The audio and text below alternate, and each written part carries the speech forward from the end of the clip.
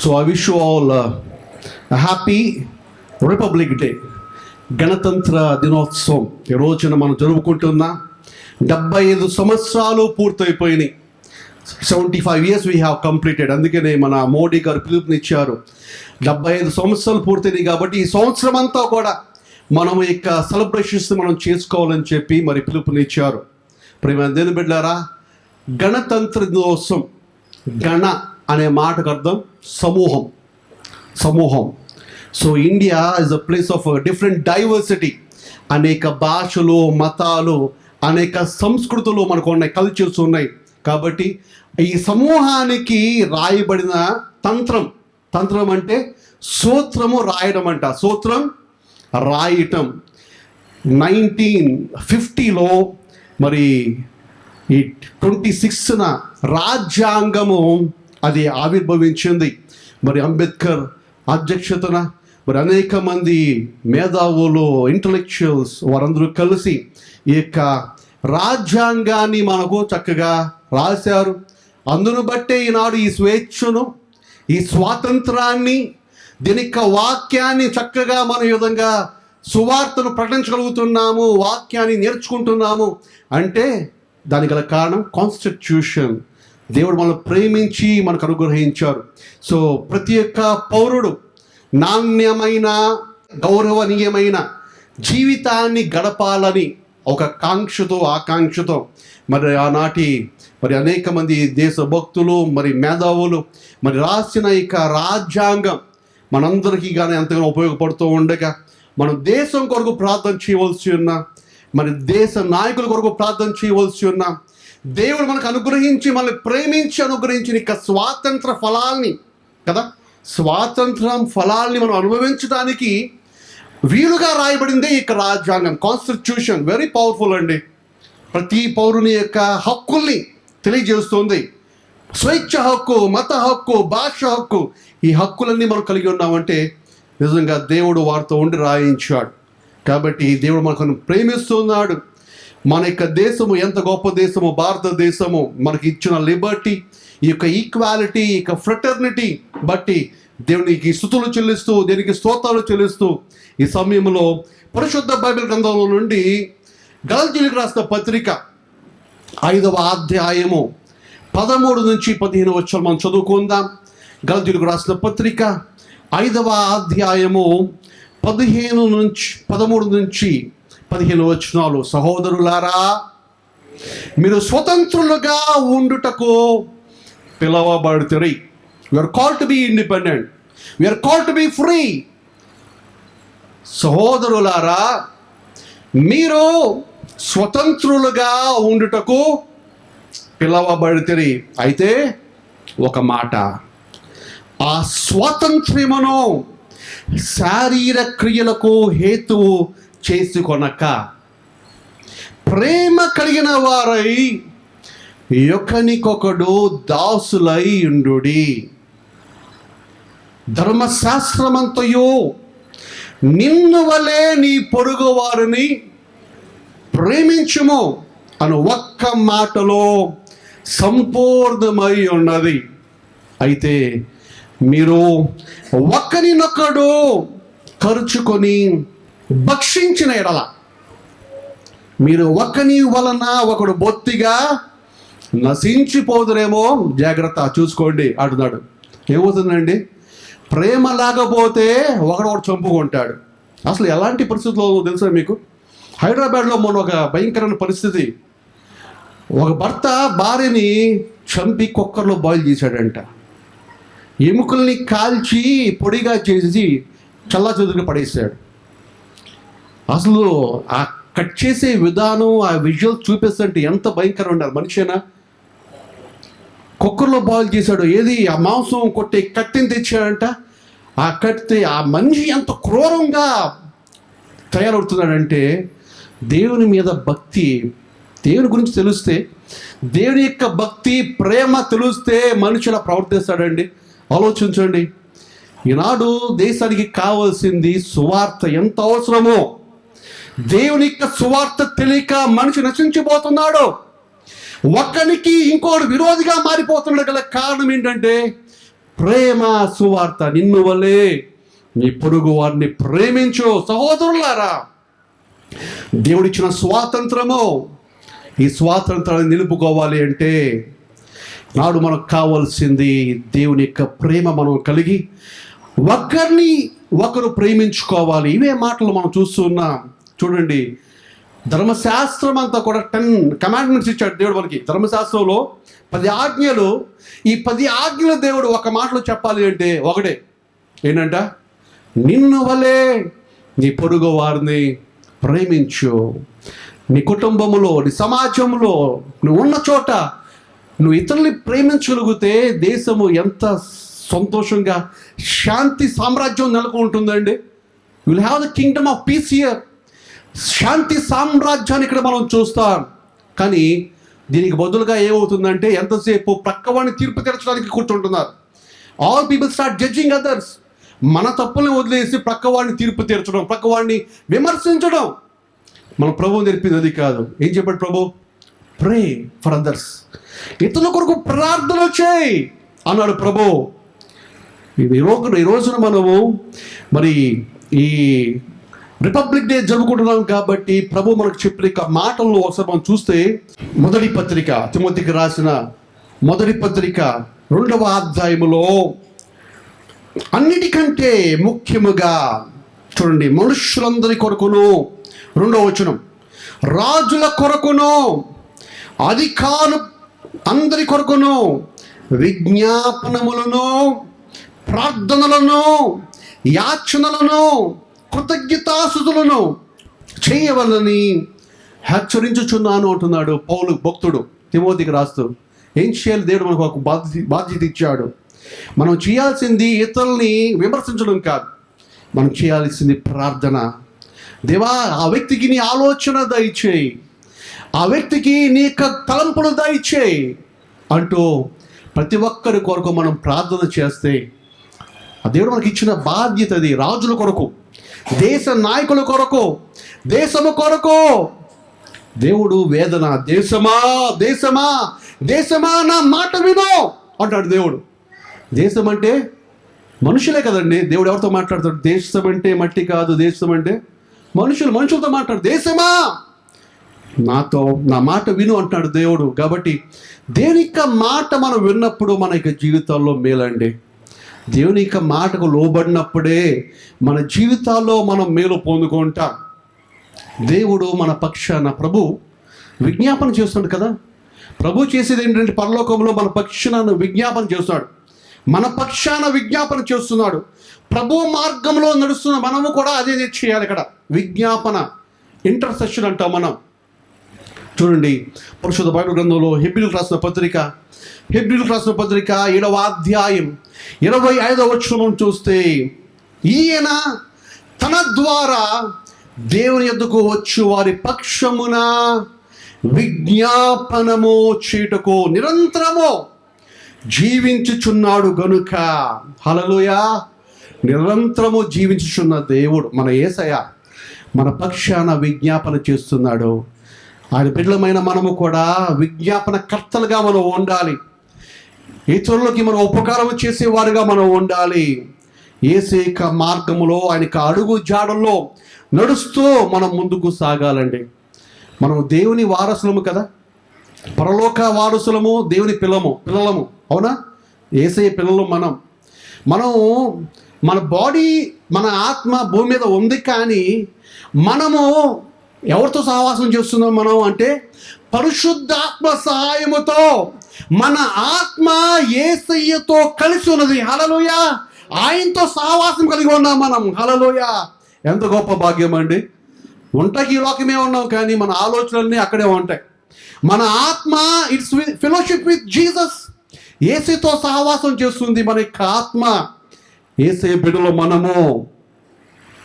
చాలామందికి ఒక డౌట్ ఉంటుంది, ఏమండి సాతాను ఎక్కడ ఉన్నాడండి? వెరీ సాటన్, అపవాది వాడు ఎక్కడో ఉన్నాడు. ఎక్కడ చీకటి ఉందో అక్కడ ఉన్నాడండి. మనం వెలుగు సంబంధులం, గుర్తుంచుకోండి. వెలుగు ఉన్న చోట అపవాది ఉండడు, చీకటి ఉంటే ఉంటాడు అక్కడ. చీకటి, ఆత్మీయ చీకటిలో చాలామంది ఉన్నారు. ప్రభువు అపవాదిని చీకట్లో పెట్టాడు. వాడి అనుచరులన్నీ అందరినీ కూడా కట్టిక చీకట్లో బంధించేశాడు యేసయ్య. చూడండి, పరిశుద్ధ గ్రంథంలో మనం చూస్తే యూదా పత్రిక 1వ అధ్యాయము 6వ వచనం మనం చూస్తే, పరిశుద్ధ బైబిల్ గ్రంథంలో యూదా పత్రిక 1వ అధ్యాయము 6వ వచనంలో మనం చూస్తే, ప్రకటన గ్రంథానికి వెనకాల ఉంటుందండి, లాస్ట్ బట్ 1, 6వ వచనంలో, మరియు తన ప్రధానత్వమును నిలుపుకొనక తమ నివాస స్థలమును విడిచి దేవదూతలను మహాదినము జరుగు తీర్పు వరకు కటిక చీకటిలో నిత్య పాతాళముతో ఆయన బంధించి అపవాదిని వాడి అనుచరుల్ని కటిక చీకటిలో వేసి బంధించాడు, భద్రం చేశాడు. అపవాదికి ఏసీ వద్దకు యాక్సెస్ లేదు, పరలోకానికి యాక్సెస్ లేదు. వాడికి ఉన్న యాక్సెస్ ఏంటి తెలుసా? మన తలంపులో యాక్సెస్ ఉంది వాడికి. మన తలంపులోకి వచ్చేస్తాడు వాడు, మన మాటలోకి వచ్చేస్తాడు అపవాది. వాడికి యాక్సెస్ ఎంతవరకు అంటే ఈ లోకంలో మనిషి మీదకి వెళ్ళిపోతాడు వాడు. అందుకనే మన ప్రతి మాట విషయంలో మనం చాలా జాగ్రత్తగా ఉండాలండి.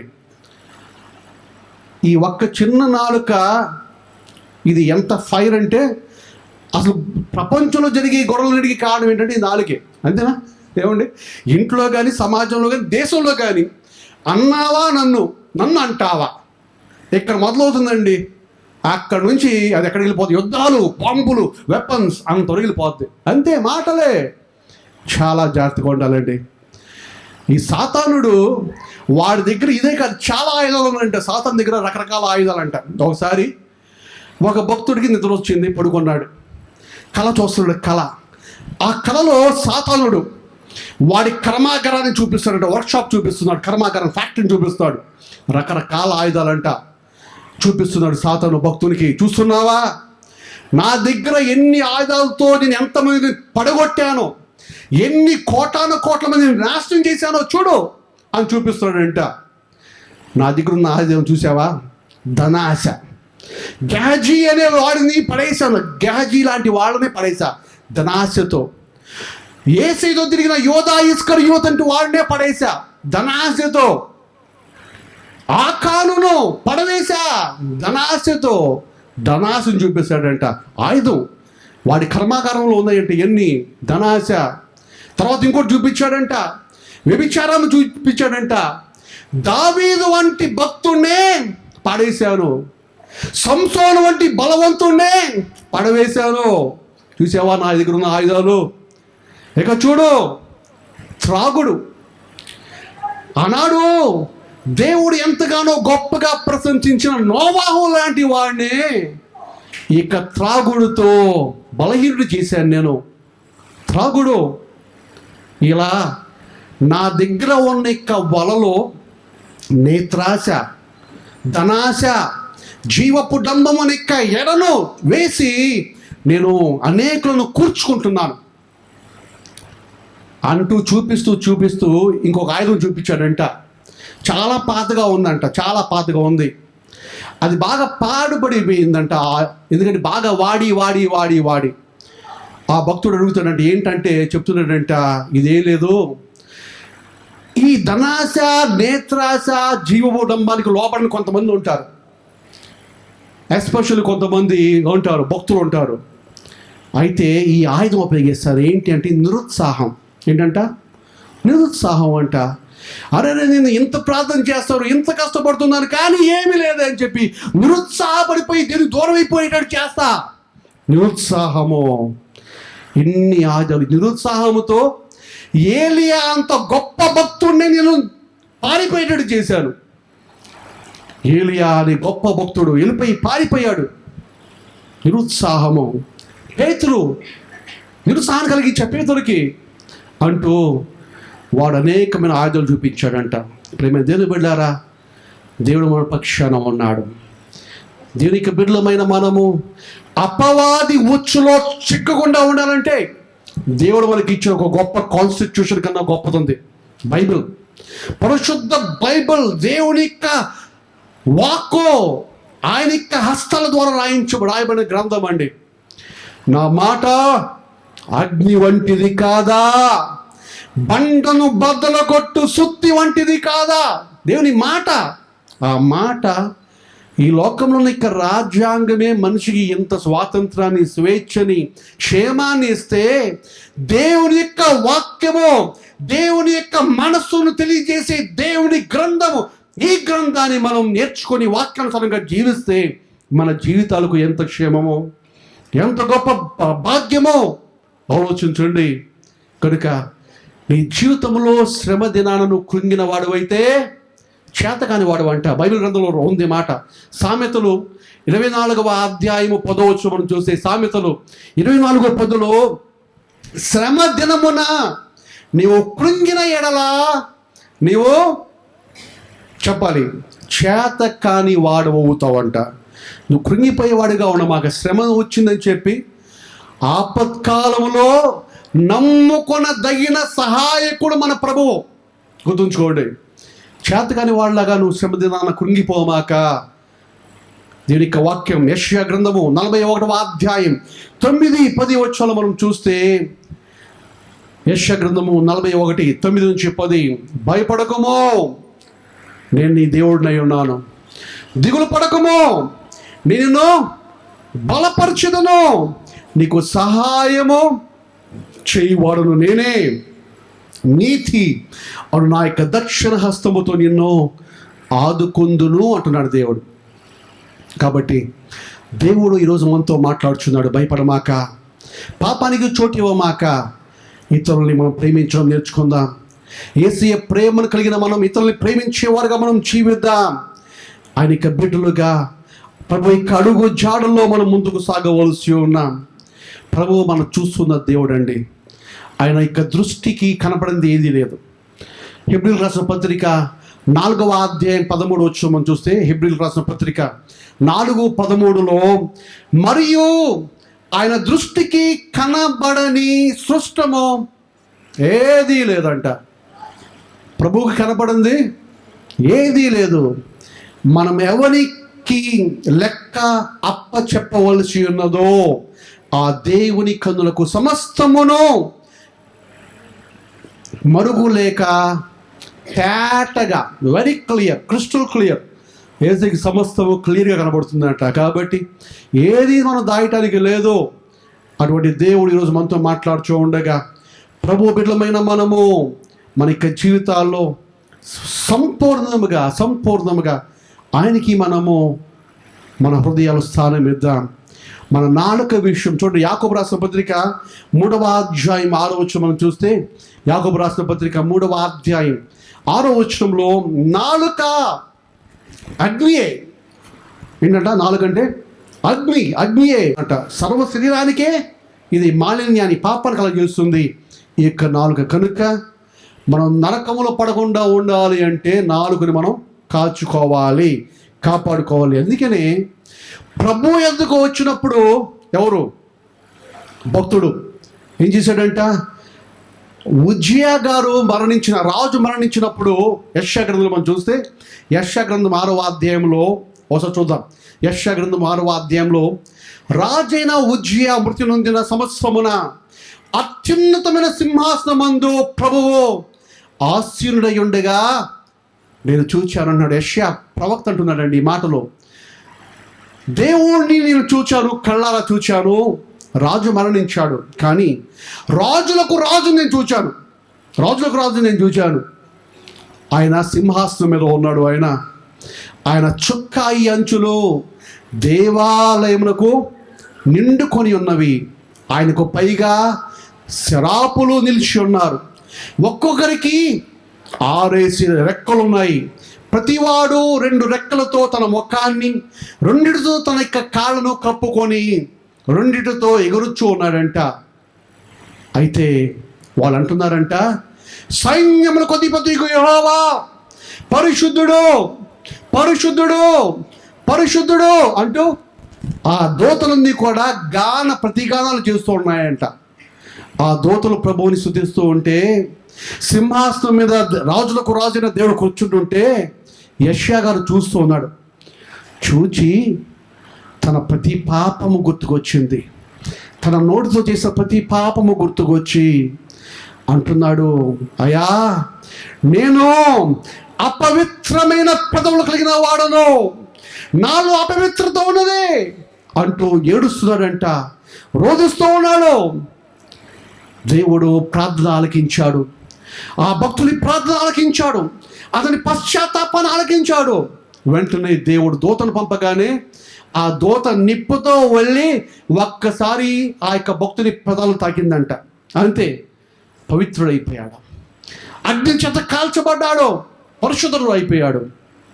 వెంటనే ప్రభువుతో అంటున్నాడు, అయ్యా ప్రభువా, నీ సేవకుడు నువ్వు పంపు, ఎక్కడికి పంపుతావు, నేనున్నా, నన్ను పంపు అంటూ దేనిక పరిచర్లో ముందుకు సాగిపోయాడంట యెషయా గారు. దేవునిక దర్శనం చూచాడు.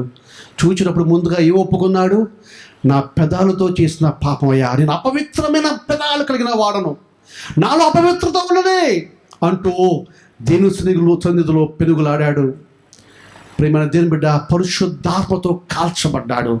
ఈ రోజున పరిశుద్ధాత్మ దేవుడు మనతో మాట్లాడుతాడండి. పరిశుద్ధాత్మ దేవుడు ఆనాడు ప్రభువైన యేసుక్రీస్తు బాప్తిసం పొందుతున్న సమయంలో పరిశుద్ధాత్మ దేవుడు తాను ఎలా ప్రత్యక్షమయ్యాడు, పావురం లాగా దిగి వచ్చాడు.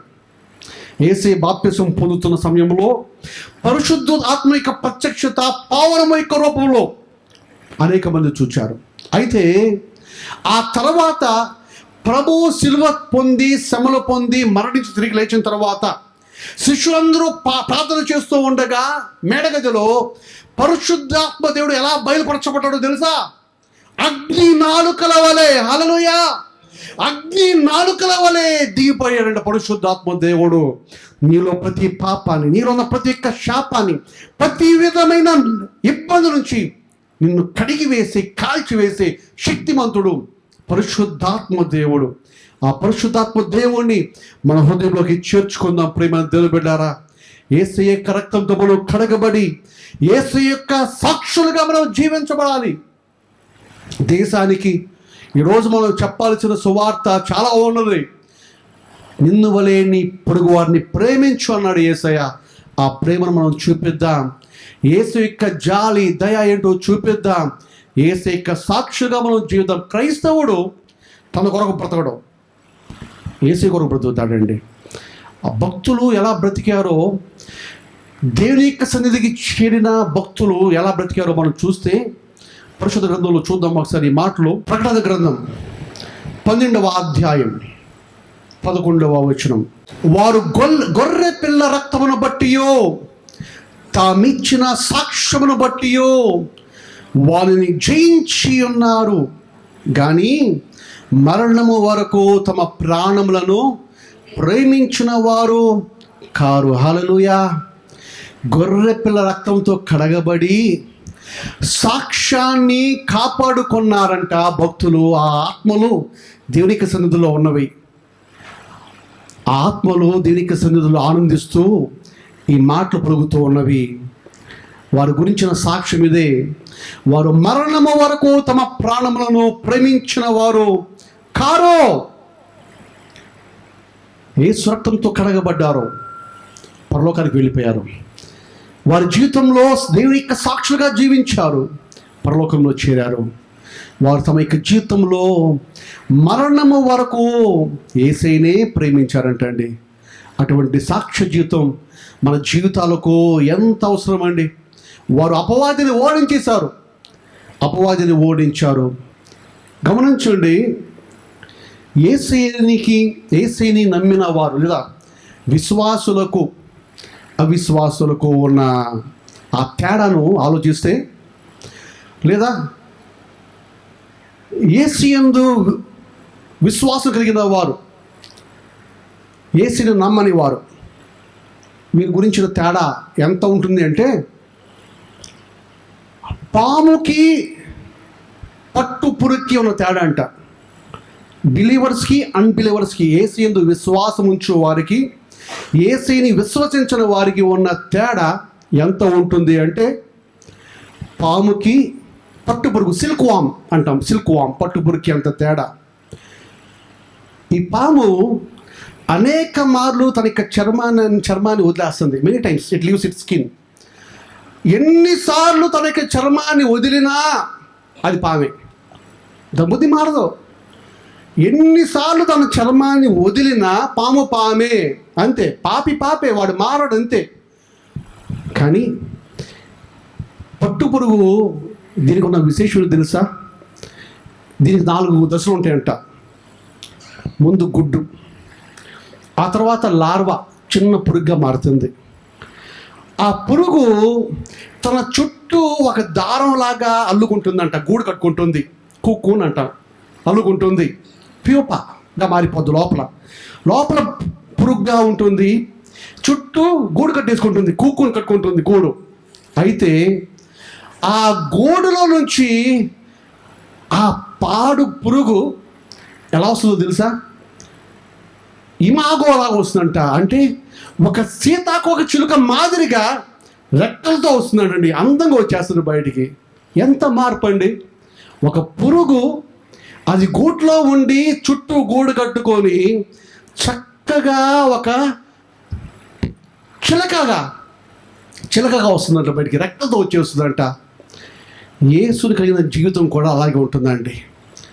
ఎంత మార్పు అంటే ఆ దేహములో, ఆత్మలో పరివర్తన కలిగి ఆ వ్యక్తి అందమైన వ్యక్తిగా కాగా, ఎవడైనాను క్రీస్తును ఎడలా నూతన సృష్టి, పాతవి గతించెను, ఇదిగో సమస్తము నూతనమాయెను అన్న విధంగా నూతనత్వాన్ని సంతరించుకుంటాడండి.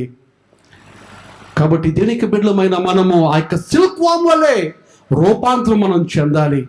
రూపాంతరము మన యొక్క ఆ దశలోకి మనం మారిపోవాలి. ప్రభు అటువంటి జీవితాన్ని కోరుతూ ఉండగా, యేసయ్య బిడ్డలముగా మనము దేవుడు మనకు అనుగ్రహించిన యొక్క రాజ్యాంగాన్ని బట్టి సంతోషిస్తూ, యేసయ్య మనకు అనుగ్రహించిన యొక్క వాక్య ప్రకారము, వాక్య వెలుగులో ముందుకు సాగుదాం. ఆయన వాక్యం ఎలాంటిది తెలుసా? నీ వాక్యము నా పాదములకు దీపము, నా త్రోవకు వెలుగై ఉన్నది. కాబట్టి యేసయ్య వెలుగు మార్గంలో మనం ముందుకు సాగుదాం. మరి ఆనాడు అనేక మంది మిషనరీస్ అండి. ఒక వ్యక్తి గురించి మనం చెప్పుకోవాలంటే, మన యొక్క దేశానికి అనేక మంది, మరి బ్రిటిష్ వారిలో కూడా సేవ చేసిన వాళ్ళు చాలామంది ఉన్నారు. మర్చిపోకూడదు. మనం ఒక గొప్ప భక్తుడి గురించి మనం చెప్పాలి అంటే విలియం కేరీ గారు. ఆయన ఇక్కడికి వచ్చి ఇన్ని కష్టాలు పడ్డారంటే, సువార్త ప్రకటిస్తూ ఉంటే ఎవరు మారేవాళ్ళు కాదంట. 7 సంవత్సరాలు వాక్యం చెప్తే ఒక్కడ మారలేదంట అండి, ఒక్కడ మారలా. అదే సువార్త చెప్తున్నా. ఆ తర్వాత ఒక్క వ్యక్తి మారాడంట. ఆయన చేసిన సాహిత్యానికి చేసిన ఆ యొక్క గొప్పతనాన్ని మర్చిపోకూడదు. తెలుగులోకి అనువాదించాడు, బైబిల్ని అనేక భాషలోకి అనువాదించాడు. ఆయన తెలుగు నేర్చుకొని ఎన్నో గొప్ప ప్రింటింగ్ ప్రెస్ కానీ ఎన్ని కూడా చాలా తీసుకొచ్చాడు ఆయన ఇక్కడికి. ఆయన ఒక గొప్ప మాట అంటాడు. ఆయన అంటాడు, attempt great things for God, expect great things from God. ఆయన చెప్పిన మాట, attempt great things for God. దేని కొరకు గొప్ప కార్యాలు చేయి, దేవుడు నిన్ను ఆ దేవుడిగా సత్కరిస్తాడు. నువ్వు దేని కొరకు గొప్ప కార్యాలు చేస్తే దేవుని జీవితంలో ఇంకా బ్రహ్మాండమైన కార్యాలు జరిగిస్తాడు. హల్లెలూయా.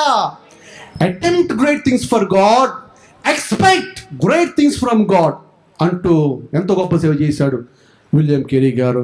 ఈ విధంగా మనం చెప్పుకుంటే అనేక మంది భక్తులండి. క్రైస్తవ్యం అనేది బ్రిటిష్ వాళ్ళు తెచ్చింది కాదు, మొదటి శతాబ్దం నుంచి ఉంది. ఇక్కడ గుర్తుంచుకోండి, యేసయ్య శిష్యుడే. ఎవరు? తోమా గారు తీసుకొచ్చి చెప్పారండి యేసయ్య గురించి. ఆయన అబ్రహాము కన్నా ముందున్న దేవుడు. ఆయన నరవతారునిగా ఈ లోకానికి క్రీస్తు రూపంలో ఈ లోకానికి వచ్చాడు. ఆయనే దేవుడు, ఆయనే మన ప్రభువు, ఆయనే యేసు క్రీస్తు. తండ్రి, కుమార, పరిశుద్ధాత్మ దేవుడు ఒక్కడే. ఆయన మనం ఆరాధిస్తూ ఉన్నాం. దేవుడు మనకు అనుగ్రహించిన ఇక చక్కటి అవకాశాన్ని బట్టి ప్రభుని మహిమపరుస్తూ ఆయన బిడ్డలుగా మనం ముందుకు సాగిపోదాం. మన సాక్ష్య జీవితాన్ని మనం కాపాడుకుందాం. యేసయ్య కొరకు మనం బ్రతుకుదాం. అందుకని పౌలు గారు పద్దాక ఇదే మాట అంటాడు. ఏమంటాడు?